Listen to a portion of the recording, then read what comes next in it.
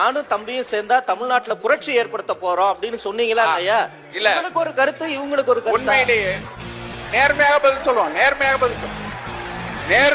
பதில் சொல்லுவோம். விஜய் அவர்கள் அண்ணன் சீமான் வீட்டுக்கு வந்து பார்த்தாரா அல்லது அண்ணன் சீமான் விஜய் அவர்கள் வீட்டுக்கு போய் பார்த்தாரா? இந்த கேள்விக்கு பதில் சொல்லுங்க. அப்போ யார் எங்களோடு வந்து கூட்டணிக்காக இயங்கிக் கொண்டிருந்தார்கள் உங்களுக்கு தெரியும். மாநாடு நடத்துவதற்கு முன்பாக, முதல் மாநாடு விஜய் அவர்கள் அறிவதற்கு முன்பாக 234 தொகுதியிலும் தனித்து நாங்கள் போட்டியிடுகிறோம் சொல்லி வேட்பாளர்கள் அறிவிச்சது யாரு? அண்ணன் சீமான் அவர்கள். அப்ப கூட்டணிக்காக நாங்கள் இயங்கவில்லை. இந்த தேதி வரை கூட்டணிக்கு தூது விட்டுக் கொண்டிருப்பவர் யாருங்கிறது ஊடகவியலாளராக உங்களுக்கு தெரியும். கூட்டணிக்குள்ள போக மாட்டோம்னு சொல்லி 200க்கு மேல வேட்பாளர்கள் அறிவித்து விட்டு வருகின்ற 21ஆம் தேதி 234 வேட்பாளர்கள் ஒரே மேடையில அறிவிக்க காத்திருக்கக்கூடிய கட்சி யாருங்கிறது உங்களுக்கு தெரியும். அப்போ யார் யாருக்காக இயங்கிக் கொண்டிருக்கிறார்கள் உங்களுக்கு தெரியும். திரைமறைவுல அவங்க பேசுறாங்க. அண்ணன் சீமான் ஒளிவு மறைவோடு ஒருபோதும் பேசுவதில்லை. நீங்க கேமராவுக்கு முன்னாடி எப்படியோ அதே போலதான் பின்னாடியும்.